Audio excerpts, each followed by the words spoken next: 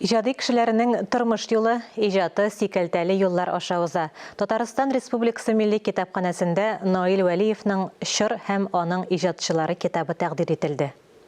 Наил Вәлиевнең «Шыр һәм аның ижадчылары» китабы үзенчәлекле язмышларны яктырта. Казан зыялылары рәссам Алексей Аникин һәм сәнгать белгече Анатолий Новицкийның үзара дустана мөнәсәбәтләре тасвирлана.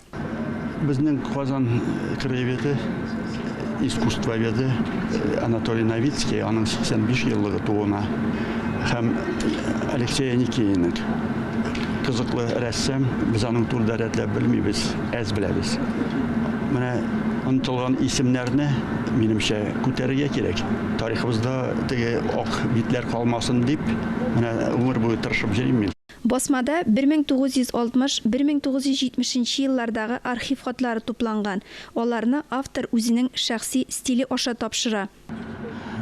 Бер-беребезгә ярдәм итү, бер-беребезне күрә алмау һәм һәр хәлдә гел була торган нәрсә ул. Менә монда күрсәтергә тырыштым инде, менә шул обстановканы, ничек яшәгәннәр, безнең Казанлар, аннары Аникин Казаннан китәргә мәҗбүр булды 70 елда. Монда эшләргә бирмәделәр үзенә. Татарстан Республикасы өчен бик уникаль шәхес. Чөнки һәр аның китабы бу фан өчен фан өлкәсендә зур вакыйга. Мәсәлән, бу китап эпоха ее творцы Совет чорындагы рәсемнәргә багышланган. Без барыбыз яхшы беләбез, шул елларда иҗат иткән рәсемнәр аларның иҗатын кабул итү уңай гына үтмәгән. Чөнки идеология яктан шундый тыюлар, бик көчле тыюлар бар иде.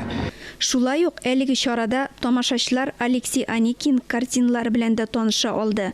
Әдәби нәфис әсәр киң даирә укучыларга исәпләнгән. Китап Заман китап нәшрияты тарафыннан 300 дәнә тираж белән нәшр ителгән. Ләйлә Зайнуллина, Тахир Хасанов, Татарстан яңалыклары.